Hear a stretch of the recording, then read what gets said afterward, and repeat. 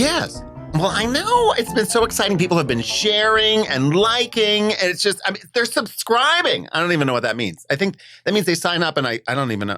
Do I get $1 for each one? Who cares? It's just so much fun to have the movers and the shakers and the money makers. Oh, hi. Welcome back to Auntie. And I have been having a marvelous time talking to these movers and shakers and money makers, people who are inspiring us every day. And let me tell you something. Today is a very special day because I am bringing you somebody who has motivated me from the very, very beginning. Before I even started drag, I would go to the club and see this queen. And I want to tell you, this queen has raised the bar so high, I was able to walk straight under it. It was that fantastic. Here she is, my bestie. You know she was going to be here immediately. The gorgeous Aggy Dune. Well, hello. This is fantastic. I can't believe that I'm here. I know. Here we are. This is technology. It's amazing. Isn't this technology? No, listen. Here's the great thing. If you push the button right here on your phone, we can go hands-free. Boop. Look at this. I mean, magic. Welcome to the magic of podcasting here at Boxx. Isn't this gorgeous? This is fantastic. I love your living room. Oh, thank you. It's so beautiful. It is. I mean, we're in Zoom drag too, which means from the waist up. I call it Muppet drag.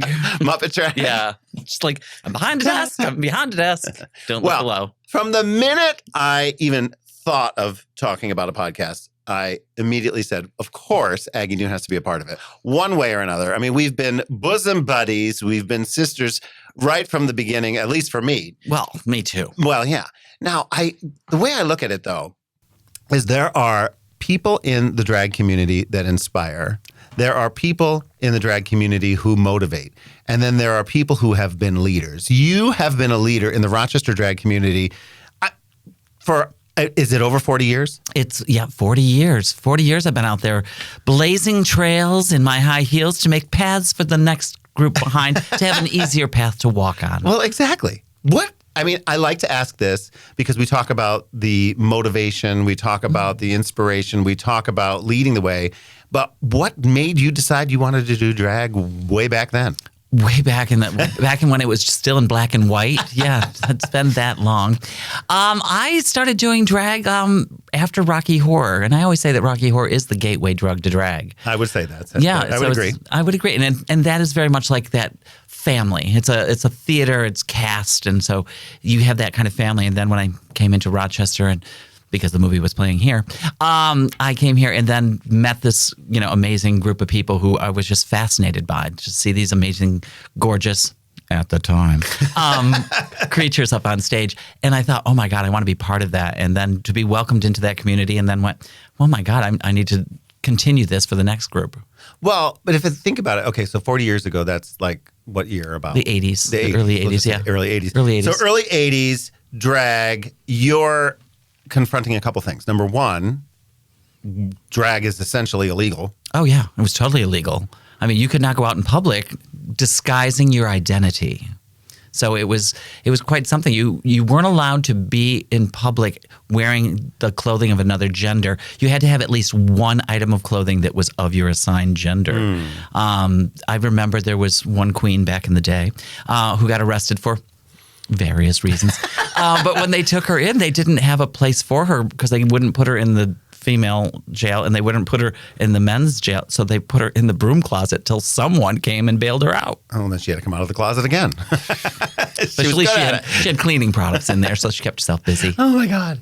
But honestly, talk about just a completely different time. I always say, drag is not a crime. Some of my fashion choices are criminal. But the idea that all of these years, over and over, drag being a crime, knowing you as long as I have, I feel like that might have been one of the reasons why you gravitated towards it. The idea that, you're a bit of a rebel. A bit of, you know what? I'm going to push boundaries. I'm going to change minds. I'm going to change the world. If you tell me something I can't do, well, it just means I'm going to do it twice as much. So you can't have a cookie. I'm going to have the whole package. Yeah. But yeah, I think that was a big motivation for me is that if you're going to tell me that I can't do this and it's just, there's no reason you can't. So I'm just going to put it right in your face and put it right in the public's eye. Now, it's the 80s. You're going to Rocky Horror. Yeah. The drag queens of the time, what were they like? Well, I'm not one to say, but most of them are dead, so it's okay. They were a different breed. They came from a time when it was almost like it's gone full circle, where the hair was so ridiculously large. Right. It was all just ballads and Shirley Bassey, but it was also very territorial. Those queens were, they had their spot on that stage, and they would rehearse for 6 months to do one show. Right. Not what we do today. 5 shows a week. Here we are, hustle, hustle. But they would go for the whole time, and they were also just vicious to each other. They were territorial. They would put razor blades inside of their big teased wigs in case some of the other girls come up and snatched it off their head. Lose a finger. Your fingers. You lose a finger. I remember one was doing a pageant, and she went out in her gown, and they were all jealous of her gown. And when she changed and went out to perform her talent number, one of the queens took her gown and shoved it down in the toilet. Oh my God! And then she, being the rebel that she was, took that gown out of the toilet, put it on soaking wet, and went out and accepted her award for best gown. Well, now, we know a lot of stories about each other, but you know that I have, back in my drinking days, dropped my birdseed boobs in a toilet and picked them right up. You did. You're like, professional. I was peeing and my tip fell in the toilet. Peeing and my boob fell in the toilet. And wet birdseed? Ooh, that's a fragrance. Okay. So before we get to some of those stories, let me say that, so there was a time in the 80s and you're, looking at these drag queens. Who was your inspiration? Who was the one queen that you saw there on the stage you were like, oh. That's the one. Yeah. Well, they were all very over the top, Shirley Bassey, these grand dames. And then there was one that came out and wasn't like that at all. She just looked just like this alternative punk rock woman, fantastic, gorgeous, beautiful. And they kept telling me about her. You got to go see this queen. You got to see this queen. You got to go see Maya Douglas. You got to see Maya Douglas. And I remember going, okay, I'm going to go see what they're all talking about, because all the rest of the queens are not something I truly related to, but I liked what they were doing. It's just I thought I could be prettier. But then I went and they go, there she is. She's on the dance floor. And I looked over. I'm like, okay. And they were like, I'm like, she doesn't look that great. And they go, oh, not her. That's Wilma. That one right there. Wilma. That was Wilma. And then they point and they go, that's Maya. And Maya literally just had a, flash dance, cut off sweatshirt, jeans, and little white sneakers, and just was just unclockable. Mesmerizing. Yeah. Mesmerized. And I was just fascinated. But what I was mostly fascinated with, once I got to know her, is that she was the kindest person. So there's so much of her that I try to emulate. She inspires me still to this day. Yeah. And just the nicest person. I think I'd try to surround myself with nice people. Like yourself. Well, there you go. I mean, it's a love fest. It's a love fest today. There's something in my drink. In your drink. There's always time for your cocktail. Mine's coffee. But, okay, so you've got the inspiration of Maya. You have the inspiration of Rocky Horror. You're doing drag. Where does this then lead? So you're popping up at nightclubs. It's the 80s. What is this environment like? What's happening in the world? The environment was, there was the gay bars, and then the drag was hidden in the back rooms and the seedy kind of dark bars. It was a lot of fun. But then I was like, there's more for me out there than all this. And I thought, well, at the time, much like there's the show on MTV now, which is the lip sync battle. Right. But back in the 80s, there was a show just like it called Putting on the Hits. And they would I remember, yes. Yes, and you would lip sync to songs out there. And so all these different bars started doing these lip sync contests in the bars. And I thought, well, I can do that. So I just started impersonating the different things that were happening on MTV. And I went from bar to bar every night in all these straight bars and just started performing there. So I really got my start truly performing in straight bars, not even the gay bars, because the queens did not want me coming in. I was a little too, new. New. Yeah, new. But yeah. so you're impersonating. So you have the opportunity to. Where are you sourcing all of your costumes? Where are you getting all of this stuff to be able to do this? It's a different. I mean, we live in a time now where if you just make me a drag queen, you can type it into the www and everything's delivered over Amazon. It's you just go to Amazon, go drag queen in a box that comes to you, and it just has a little note that says just add vodka and stir. So yeah, back then you had to source everything yourself. You had to make it all yourself. So Right. you had to learn how to do it all. So I'm like a Renaissance woman. I had to cobble my own shoes back in the day. Did you have a background in like creating stuff like that, or as a kid were you somebody who just like artsy that way? Yeah, or? artsy. Create your own world. Right. I came from a small town, and by the time I was old enough to crawl, I'd already done everything there was to do in that town, and I was crawling to the county line. I had to go. But you had to create that world of whatever you wanted, and so that's like I became very crafty at a young age, and then it just translates beautifully into drag. So I started just making my own costumes and my own wigs and figuring out how to do makeup and just watching the others that I liked and wanted to emulate. And so I just did that. So that's so fun. And you worked at a costume shop. I worked at a costume shop. Oh, it was the best time in my life. Oh, I with can imagine. Andrea. It was a place called Treasure Hunt. I recommend you look it up. I don't know if there's anything out there, but it was it was called an avant-garde department store. Yeah. Yeah. And I started in there and she's like, "Can you make costumes?" I'm like, "Sure." I was like, "Were they good?" She goes, she asked me if I would tailor her husband's suit. And I said, "Perhaps not." Maybe not that. That's maybe not that. You want me to make a dog costume? Sure, I can do that, but not tailoring at that young age. It's just fascinating for me to hear the stories because obviously drag was a crime. You are creating your own world. You're, going against the grain where it's not just mainstream drag and celebrated. There's the protest in itself, but it was also the 80s. And I know that this answer, but I know that it was a very difficult time in terms of the fact that we have the AIDS epidemic and your drag was essentially raising funds. That was that's what got me, I want to say, more into the gay bars performing, is because we were at a time of crisis. No one was doing anything for our community. The government was turning a blind eye and saying, like, let them go. So we had to rely on each other. And so we did a lot of benefit shows, and almost every week we're like, okay, you can't do a show once a month or once every 6 months. You need to do this every single week. We need to stay out there and stay vigilant and take care of each other, raise money to take care of each other. People were losing their homes, they were losing their apartments because landlords were throwing them out, going, well, we don't want this here, we don't want to catch something. Ugh. So we had to we were working to get people housing, get them food, get them whatever medical care we could find. So it was a different time, and it grounds you in a sense of purpose with drag. And I think that's kind of where my, direction really came into focus. Right. Is you have to help out each other. Well, you always, one of the reasons why I magnetically attracted to you personality-wise is that you rise to the top as a leader. You always had this energy of, when we would have our meetings at Mother's, you would sit there and gather the information, be taking notes, and then ensure that you assisted Naomi to make sure whatever it is that we're looking to get done got done. And I loved that because I think that with all good intention, everybody's trying to be creative, and sometimes somebody needs to step up and do that. And so that came from that time. And that to me, it was just one of the inspiring things. Do you remember the first time that we met each other? Oh, yeah. You mean when I was performing and then you came to the club and you would come watch the girls before you started performing? That one? I mean, that one? That one? I remember you came in and you were wearing this big church hat, all covered in cock feathers over the whole thing. It was just fabulous. And I'm like, oh my God, I love your hat. And you're like, here, take it. And I was like, okay. Yeah, I remember. You were just amazing. Well, I was a fan of you and your performances. Let's just say I enjoyed your performances. I enjoyed Naomi's. I enjoyed Darienne's.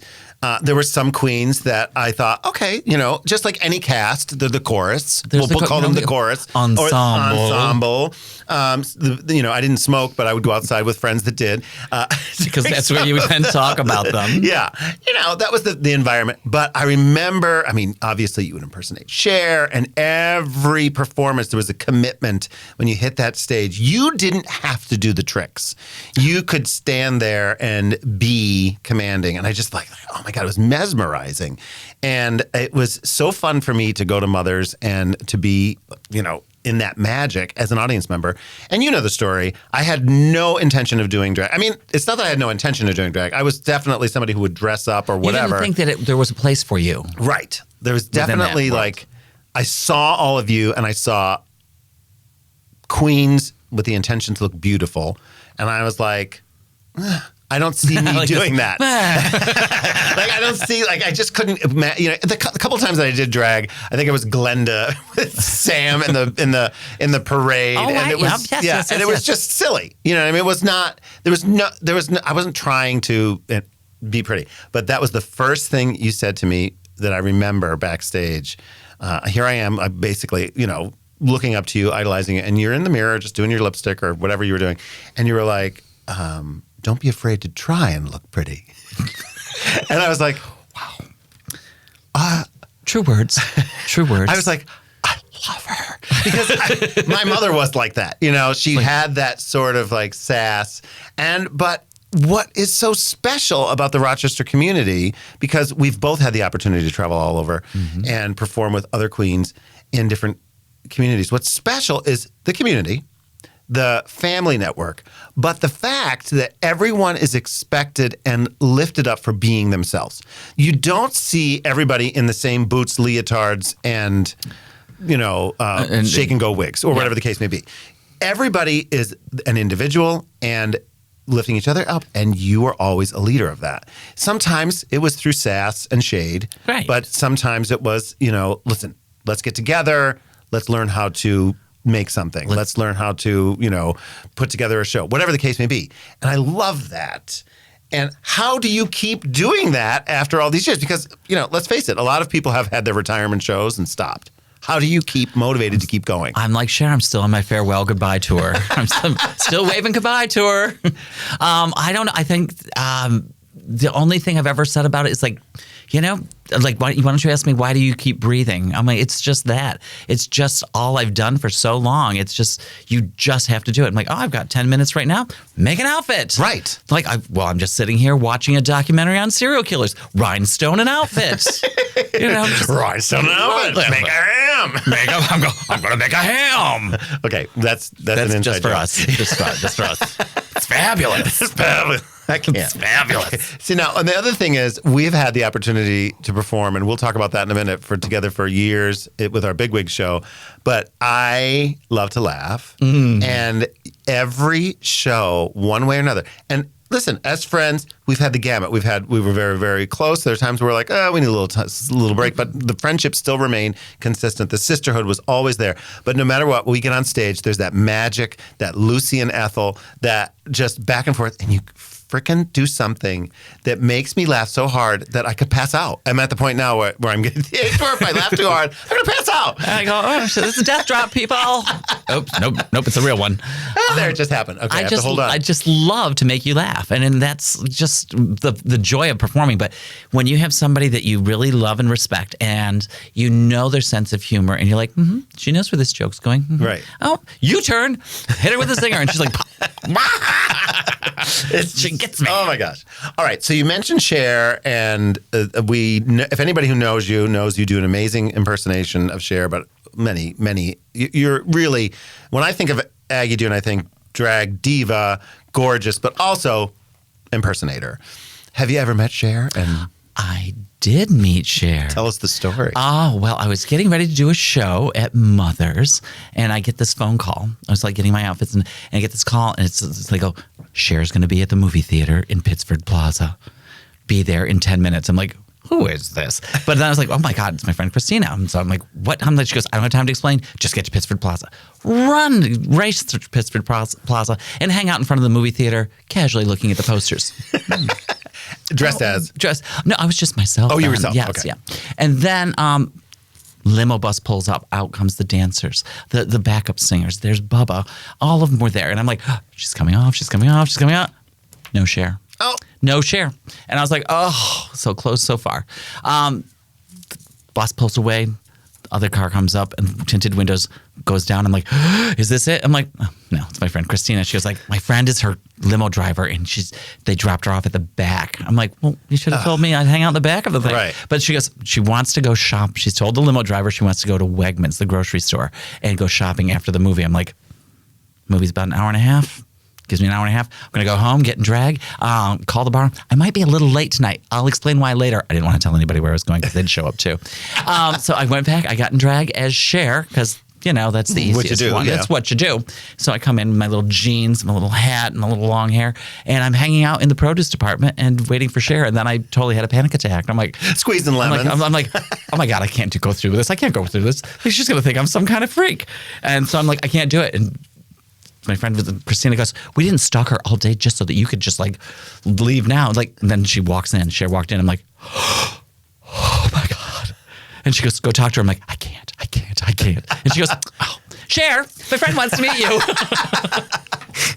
And she could not have been more gracious and more lovely. She had no makeup on, just wearing a parka and sweatpants and some Ugg boots. And she was like, it's nice to meet you. I'm like, Right. And then she's like, do you have something for me to sign? I'm like, do you have a pen? So I hand it to her, and I'm like, I asked her security, can I get a picture? Can I get a picture? And she goes, she's not here for an appearance. She's not here for an appearance. I'm like, and I go, I understand. And thank you. So then I get it. I'm like, thank you so much. I'm very sorry to bother you. Please, thank you so much. It was very joy to meet you. And then she goes, excuse me. And I'm like, oh my God, do you want me to be your best friend and help you shop for shoes? And she goes, you forgot your pen. I'm like, oh, thank you. And I slink away, and we just stand and watch her. And then her security comes over and goes, she was nice enough to meet you and to take time with you. It's a little creepy that you're just watching her shop for tomatoes. Oh. And I was like, oh my God, you're so right. I'm so sorry. Right. It's just, I know it's just Cher, but thank you for taking care of her. And we don't want to bother. We're going to leave. We're going to go down. And I'm like, sorry. Again, it's just, and he goes, I know, it's Cher. I'm like, oh, so he got it. But the next night we went to the concert, front row, Yeah. And I go dressed as her to the concert, and I wear all of her costumes and layer them. So when she changes, I change right there. And so she comes out and she goes, yesterday we were in Pittsfield at the Wegmans, but this time when we went, there were people waiting for me. And she points over, and I'm like, and she goes, but they were cool. They were cool. I'm like, oh my God.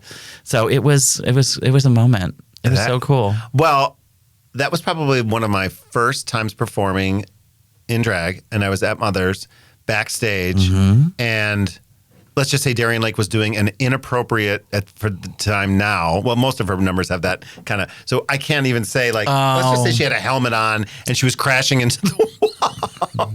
I think the fries were done. Yeah, ding dong, the fries were done. Yeah. And so I'm back behind this makeshift wall because Mothers would change their walls around and try to just it's just this flimsy little piece of plywood. I'm like, that's backstage. You're like, boom, boom, and then you come back running back. I'm at Cher, and it was like, I am a part of this magic. We're going to meet Cher. it's what we do. That's what you make the magic happen. started to happen for me. I was like, these are celebrities, and they're meeting people like Cher. And oh my gosh, we were at that Cher concert in Buffalo as well. And Mr. Davis and I were just still dating at the time. And after the show, we had a kiss outside, and he's like, I don't know, I'm not a real big fan of the lip gloss. Well, ta-da! How do you feel about panty girdles? Oh my God. Okay, so that story I wanted to talk about because, obviously, somebody who you just adore. Somebody who, you've, and it's just, you had the moment where, she's everything that you would have expected. And so I wanted to make sure we talked about that. And there are so many stories that we can talk about, but I want to know, what is your most memorable time in drag? Ooh, wow. Most memorable time. Well, it's like, wow. I'm going to have to go, and it's not just because I'm here in your lovely studio. See, I'm going to say, laugh. See, you just got to get her.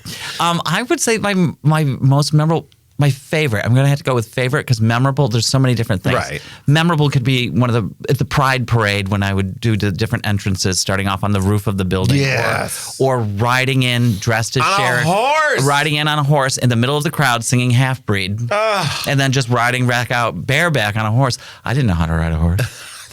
But I just figured, just do it. I kind of remember at the time I was drinking. I think that was the year I punished myself and I made myself stare at the wall. That was a good. Yeah, that was. She's like, I drank too much. I'm going to punish myself and just stare at the wall. And everybody was like, "What is she doing? She drank too much. She drank too much. She'll be fine. She'll that be makes fine." a lot of sense.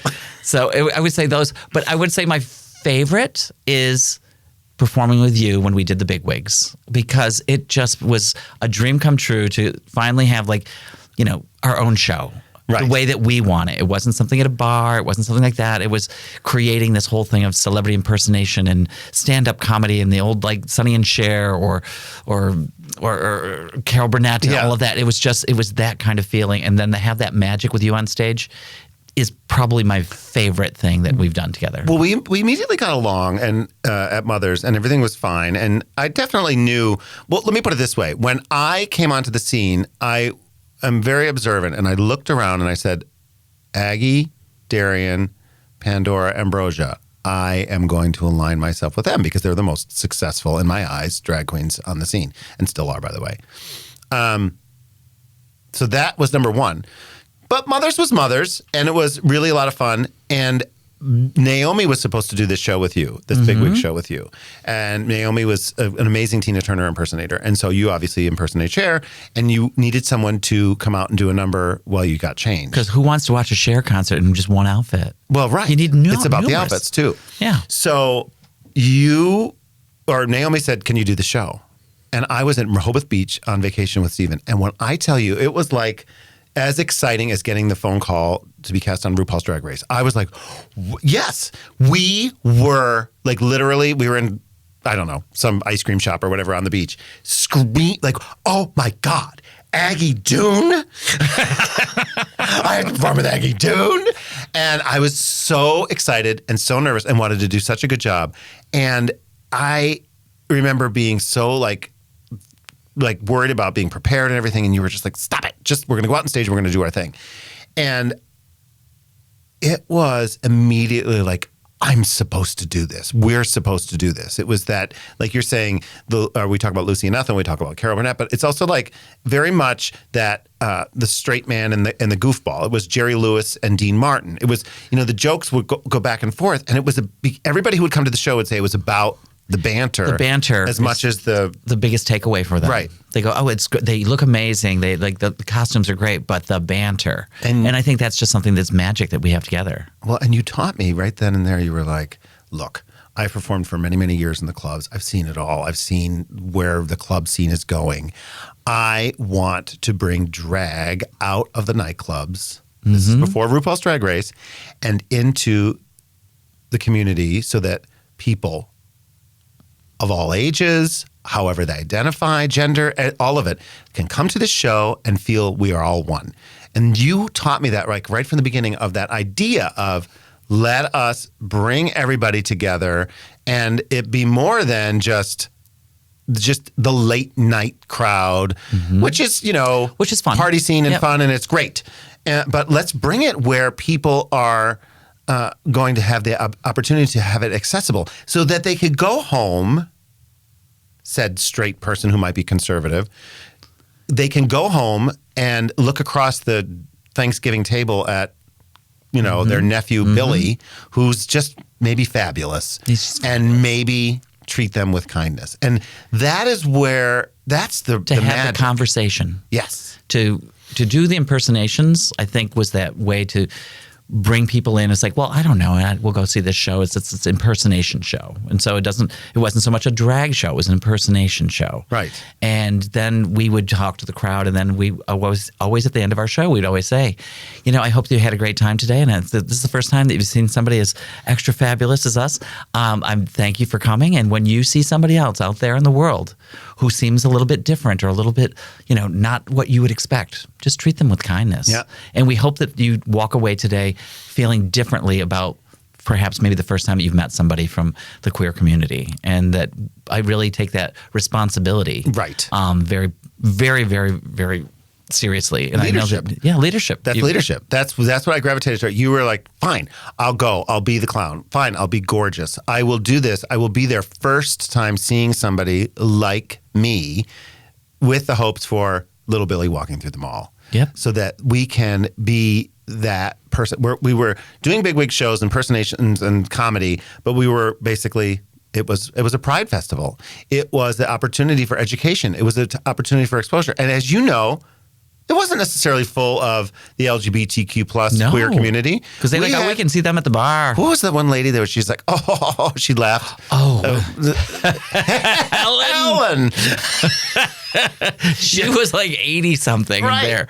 And I just loved her. And that was the other thing, is that we both have this like soft spot and love for let's just say the older generation. And they would walk out of the show and say to us, and thank us.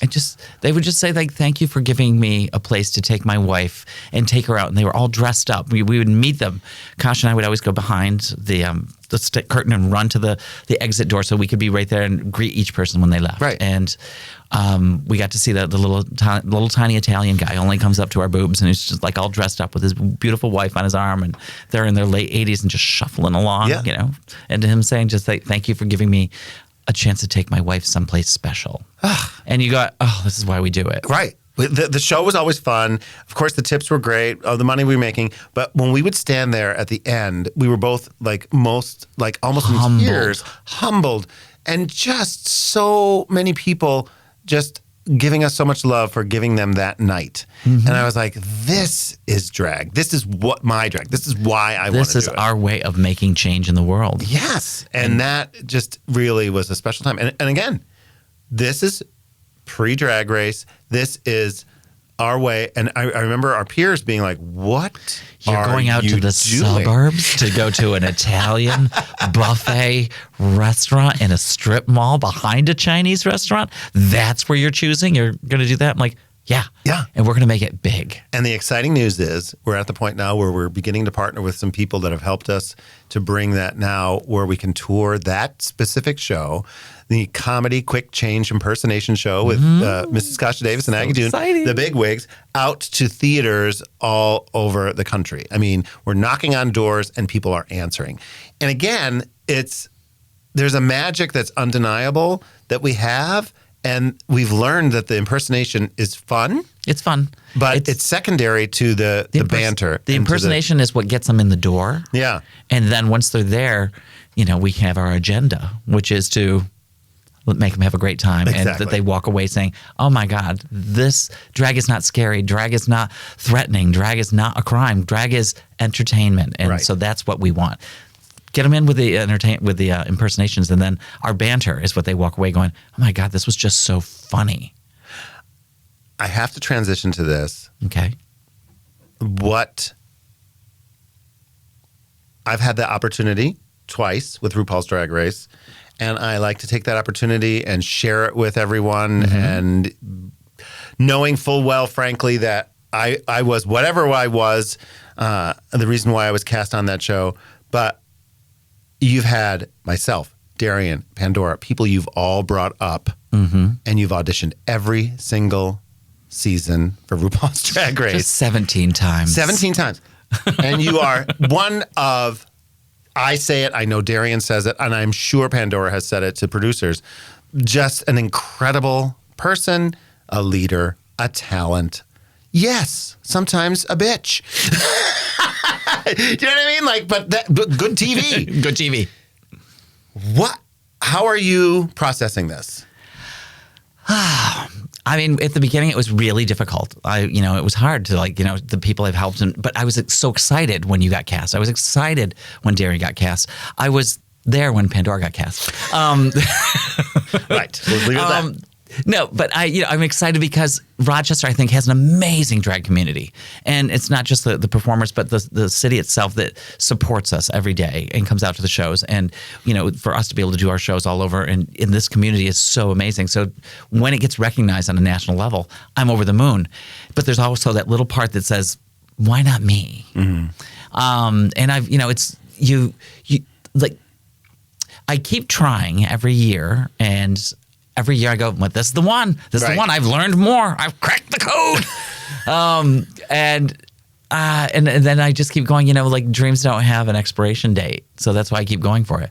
But they definitely have a best if used by date. Right. So hurry up. I'm sitting on the shelf. Well, it's still so very inspiring to see the process. And being in a position where I get to see all the tapes. I get to see the process where it's gone. I get to see the experience of never giving up. I mean, you're like, there's no reason to give up. I'm going to try it this way. I'm going to do it take this angle. And I think that's very inspiring for everyone. And I think I admire that. And I hope that you can feel the fact that I want to bring everybody on this journey with me. And we had the opportunity to have the magic of the bigwigs. And then we can take the advertising and the exposure tool of RuPaul's Drag Race and just bring it back home to the family and all of us continue lift to get everybody forward. up, lift our whole family up, and that's where the leader in you that I've always appreciated and loved and respected is that you bring everybody up with you. You're like, well, you got to get this one. When you were on RuPaul's Drag Race and you were there for the finale and it's here we are at the crowning, you're like, you're coming with me. I'm like, oh, okay. No, you're sitting down here. No, these people can't come. No, she's going with me. Right. I remember. You were bossy petty. And I was like, I don't want to piss anybody off. And you're like, they'll get over it. Yeah. And well, because I mean, they're people too. And they also know drag queens. Sometimes we're a little bit sassy. And it was great. Like, everybody's going, the whole season 7 is going to go to Roscoe's in Chicago. It's the whole cast is there. And me. And Aggy Dune. Yeah. And you're like, and that's how it is. That's how it is. Though. I mean, I want them to see you and I want them to recognize it. I mean, we can look at all different things. I mean, the entertainment world, ageism is real, and we're both, not getting any younger. But no, there is anybody else. Yeah, we're not the only one. So, but I think we're making the most of these things, and I couldn't be more proud. There are so many stories that we can go on, and we will continue to have this conversation and come back.